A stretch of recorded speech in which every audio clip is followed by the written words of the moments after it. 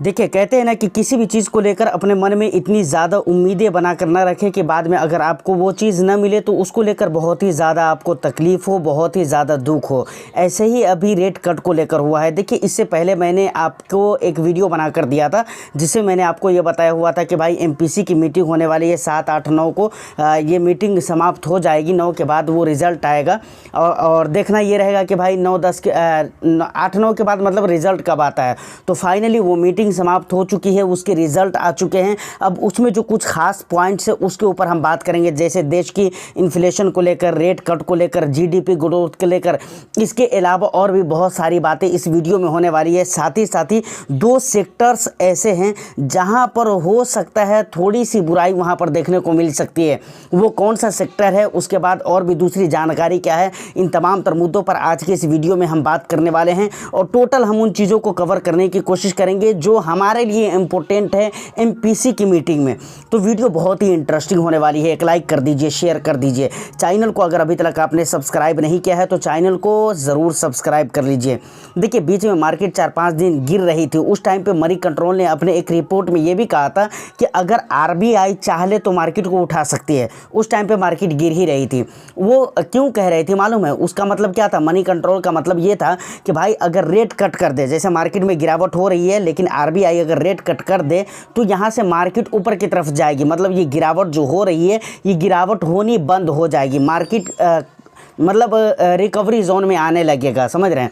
तो ये बात कही थी रेट कट को लेकर और बहुत सारे लोगों को ये उम्मीद थी कि भाई रेट कट किया जाएगा। इंडिया के अंदर भी रेट कट, यूएस के अंदर अभी आपने देखा है कि रेट कट हुआ था, तो इंडिया के अंदर भी ये उम्मीदें लगाई जा रही थी कि रेट कट किया जाएगा। लेकिन एमपीसी की मीटिंग हुई, उसमें डायरेक्टली खारिज कर दिया गया कि नहीं, रेट कट नहीं किया जाएगा। सबसे पहले आप ये समझिए कि एमपीसी की जो मीटिंग होती है उसमें कितने मेंबर्स होते हैं?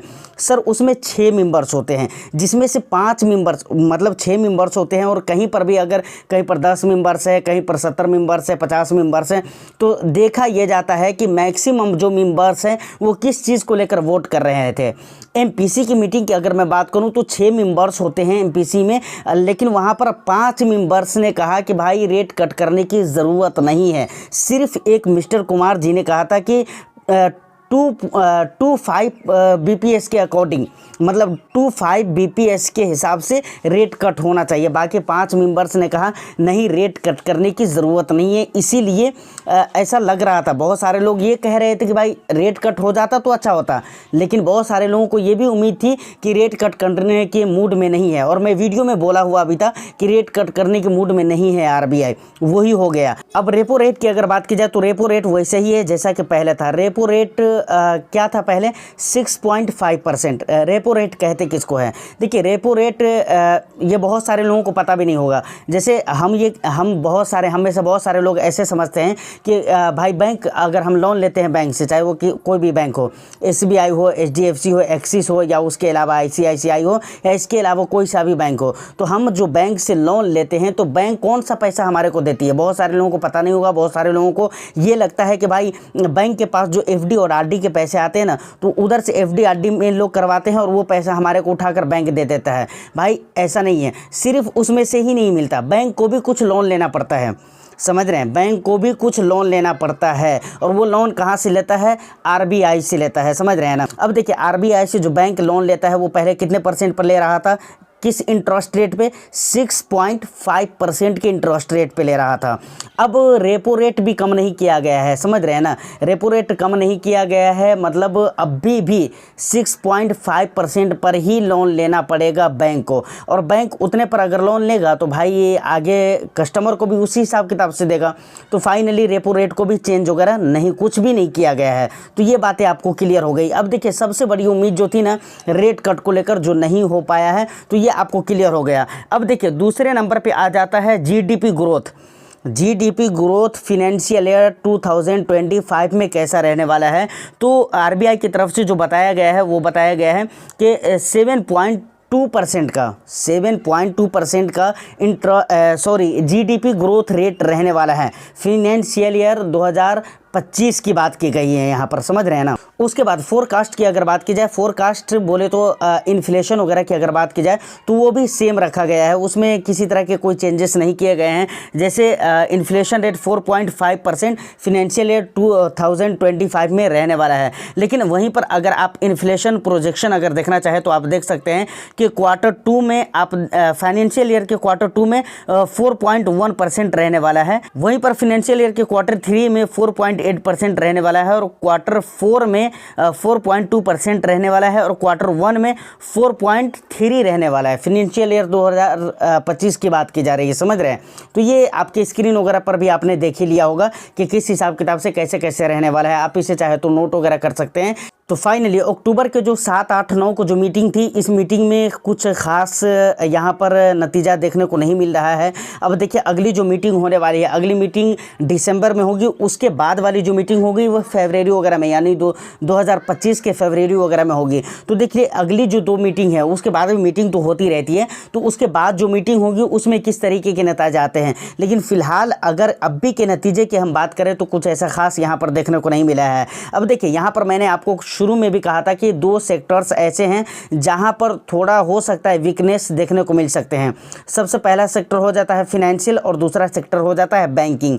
इन 2 जगहों पे थोड़ा हो सकता है नेगेटिव रिस्पॉन्स या कुछ ऐसा देखने को मिल सकता है, आज नहीं 1 हफ्ता बाद ही, 10 दिन बाद ही, लेकिन ऐसा कुछ हो सकता है। लेकिन इसको लेकर घबराने की ज़रूरत नहीं है।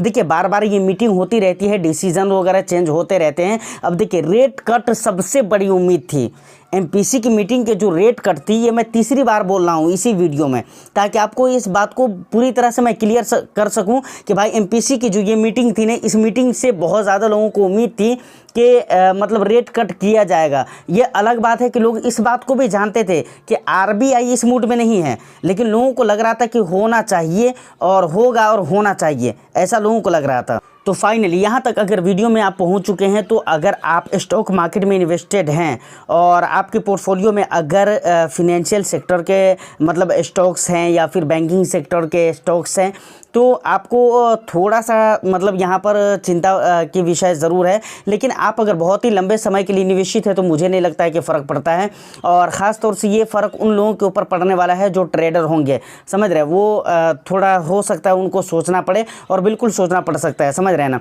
लेकिन अगर आप स्टॉक मार्केट में लॉन्ग ड्यूरेशन के लिए है और अगर आप म्यूचुअल फंड में है, तो मुझे लगता है बिल्कुल सोचने समझने की ज़रूरत ही नहीं है, क्योंकि म्यूचुअल फंड के अंदर तो ऐसे ही बहुत ज़्यादा डाइवर्सिफिकेशन होते हैं, उसकी वजह से आपको बहुत ज़्यादा टेंशन लेने की ज़रूरत नहीं है। ये कुछ खास बातें हैं।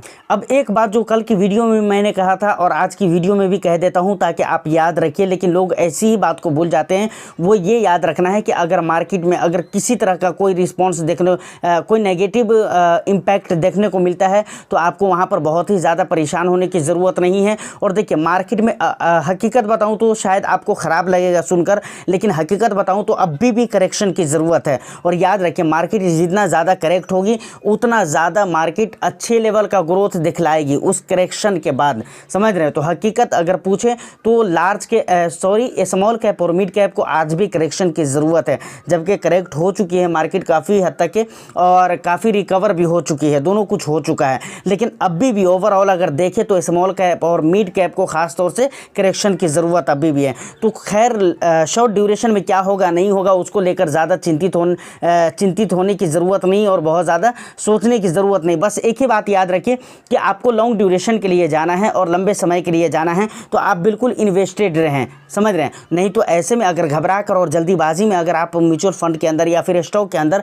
पैसे बनाना चाहेंगे तो सर 100 नहीं 100 to 10% सिर्फ ऐसे लोग अपने नुकसान ही करवाते हैं, समझ रहे हैं। और ये सारे जो मैसेजेस मैंने आपको बताए हैं, ये सारे जो इन्फॉर्मेशन वगैरह बताए हैं, देखिए अब यूपीआई वगैरह को लेकर भी बात की गई है, उसके बाद और भी दूसरी बातें की गई है, लेकिन वो हमारी ज़रूरत की नहीं है, तो भाई हम उसके ऊपर बात नहीं करें। बाकी आपको देखना है तो बहुत सारे मतलब गूगल वगैरह पे आप सर्च कर सकते हैं पीसी की मीटिंग वगैरह, इस तरह कुछ ऐसा वर्ड लिखकर आप सर्च कीजिए, मुमकिन है कि वही चीज़ आ जाएगी जो आप देखना चाहेंगे, तो उन चीज़ों को आप कवर कर सकते हैं। बल्कि लेकिन यहाँ पर जो मैंने आपको बताया है स्टॉक और म्यूचुअल फंड के लेकर जो इम्पोर्टेंट जानकारी थी वो चीज़ मैंने आपको बता दिया है। तो उम्मीद करता हूँ कि ये इन्फॉर्मेशन आपको अच्छी लगी हो। बाकी आप बने रहें और वीडियो को एक लाइक कर दीजिए, शेयर कर दीजिए। चैनल को अगर अभी तक आपने सब्सक्राइब नहीं किया तो चैनल को भी ज़रूर सब्सक्राइब कर लें। मैं फिर मिलता हूँ किसी नेक्स्ट एंड इंटरेस्टिंग वीडियो में। जब तक के लिए all the best. Thank you for watching.